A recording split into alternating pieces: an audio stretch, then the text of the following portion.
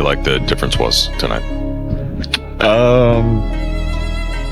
They won the possession battle, and then our 19 turnovers for 28 points, offensive rebounds. So it's hard to win anytime you give up, double-digit more opportunities to score. So we got to clean that up. Clearly, Luka wasn't feeling well. Jay just said he was throwing up all day. What did you see from him, and how did you and LeBron try to take on a little bit more with him not feeling well out there? Yeah, I just seen him. He gave it everything he had tonight. Played 39, 40 minutes. Did everything he could do to help us win. We had an opportunity. I think it was one possession game with 3 minutes left, and we just couldn't get it done. What was the feeling like amongst you guys just now in the locker room, knowing that you were 3 minutes away from maybe going ahead in the series and looking ahead at Game 4, Sunday, quick turnaround? Yeah, mood's good. We see, the spots where we have to be better to, win games, and we'll have to fix that on Sunday. Austin, with some of the threes that you guys gave up in the fourth, did you see any trends in terms of, was it over helping or doubling on certain situations, or what did you see in terms of how they got some of those looks? I'll have to go back and watch the film. That's all I can really give you right now. When we spoke with JJ, he mentioned that ball containment is especially important for you guys because you guys don't have a traditional rim protector. How much did you feel that Anthony Edwards was able to better exploit that tonight compared to the first 2 games and the way that he attacked your guys' defense? Ant's a really good player. Just gonna play in this league for a long time, make a lot of money, get a lot of buckets, win a lot of games. So that's what good players do. They figure it out, and we'll have to go back to the drawing board and see what we can do to slow him down and win on Sunday. A couple guys, Austin and JJ, have talked about the turnovers, a kind of an obvious thing that stood out. But when you were out there in this smaller lineup, what is the difficulty in keeping Minnesota out of the paint, and then kind of trying to find ways to protect the rim, without that specific lineup? Just gotta do a better job of stand in front of the ball. I feel like we were just giving up too many blow-bys, and it really ain't had nothing to do with our size. It was just probably the on-ball defense and rotation outside of when we got to scramble. I feel like we ain't have the sense of urgency the whole game, and they did, and they made some big shots at the end of the game. You guys did do that in Game 2. It seemed like that was part of the difference. Do you feel like that's in there? Can you get that back for Game 4? For sure. We had some live ball turnovers too. It's some free throw. We shot a free throw and they got a layup. So it's just a bunch of things we can control. I think they would have got 14 more attempts. 13 more shots attempts at the rim than us. So they won the possession game. We just got to do a better job collectively. Despite the disparity in turnovers and also them doubling you up in points in the paint, it's still a tied game with 4 minutes to go. How do you guys let go of the feeling of frustration that you could have got one to just make all the focus be about Game 4 on Sunday? That's the positive way of looking at things. We, like you said, we was battling. Even though we wasn't playing as well, it was a tie game. With 4 minutes left, we gave ourselves a chance, especially on the road, tie game for them. You can't ask for no better situation in the playoffs. But they just made all the right plays at the end of the game, and we did.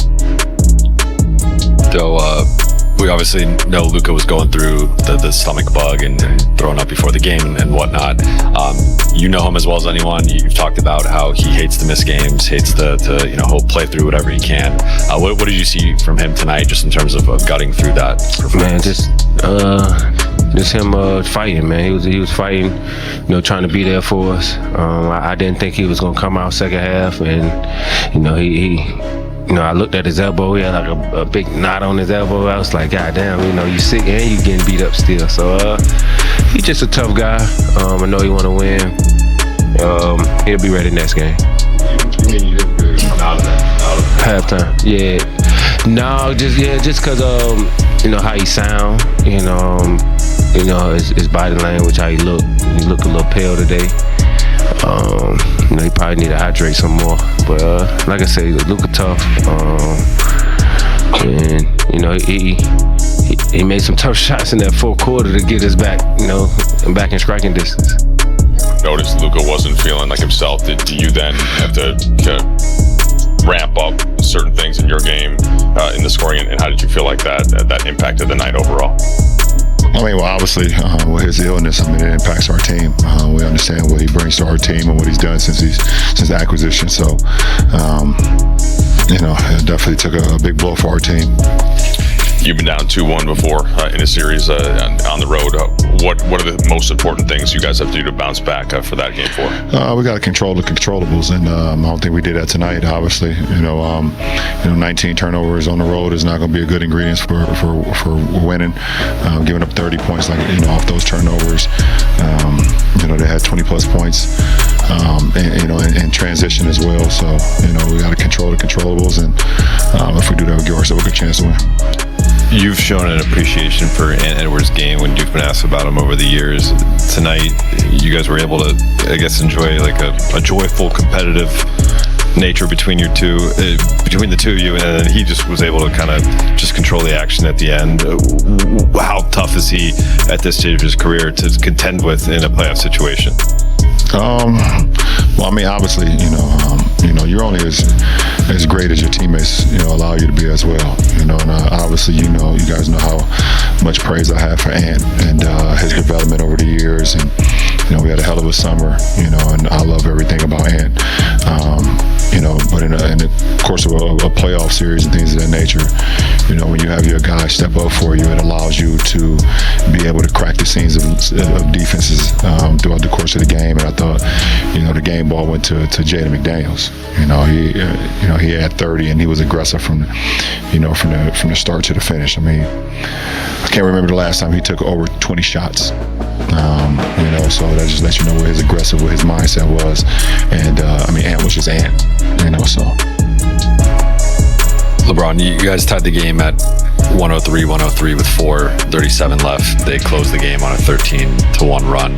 I know you referenced some of the miscues, but was there anything that stood out over the final 4.5 minutes that they were able to do to create that separation? I can remember some plays, but not all of them. But I'll have to take a look at the film. Obviously, I think it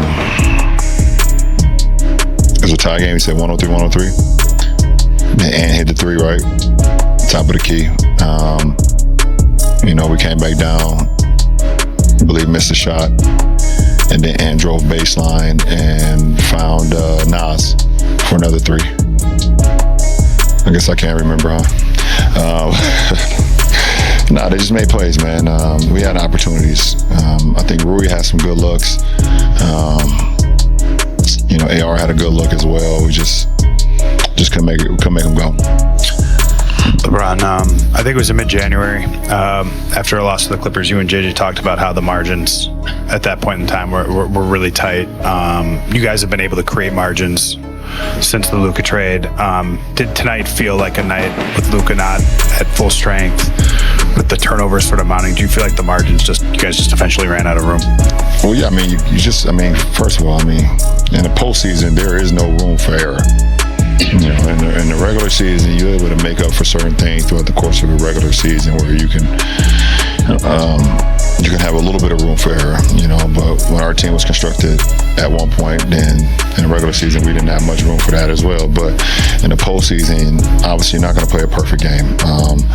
But the more that you, make mistakes on top of mistakes on top of mistakes, things that can be controlled, then it's not going to give you an opportunity to be in the best possible chance to win. They had 13 more, goals at the rim than we did, and pretty much that could be the game right there. You have 13 more. We have 78 attempts. They had 91. and it's just with turnovers, live ball turnovers. What do you guys need to do to get the minutes better when Jackson's on the court? What needs to happen when you guys are playing bigger to be more effective in those stretches? I mean, we all just got to be better. I mean, obviously Jackson's not getting. I mean, tonight he played 8 minutes. It's not.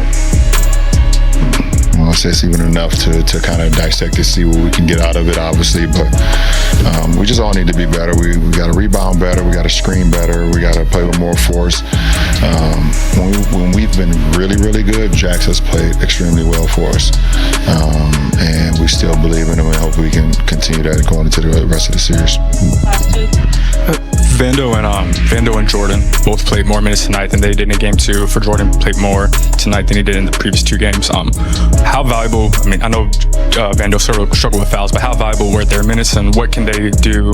What can carry over to game 4? They just bring toughness, man. They bring toughness. They can guard multiple positions. Vando rebounds with the best of them. Goody can guard multiple positions. It brings us toughness. And obviously, versus Minnesota, they got a bunch of bigger wings. They're very got a lot of length out there, a lot of stronger guys. So it helps just have that activity. What's your favorite team? Comment below, and if you like the video, please leave a like. This really helps the channel grow and brings you even more content. Oh, and if you're not subscribed yet, what are you waiting for? Click the subscribe button and activate the bell to receive all notifications. With each game, we notice that the NBA is getting more competitive every day, and all the teams are looking for reinforcements to win the championship. And only here can you follow your favorite team daily with incredible content from different sources. Here on the channel, there are new videos every day with analysis, curiosities, and the best moments in basketball. That's it for today, folks. Thanks for following along. The NBA doesn't stop, and neither do we. Until the next video, NBA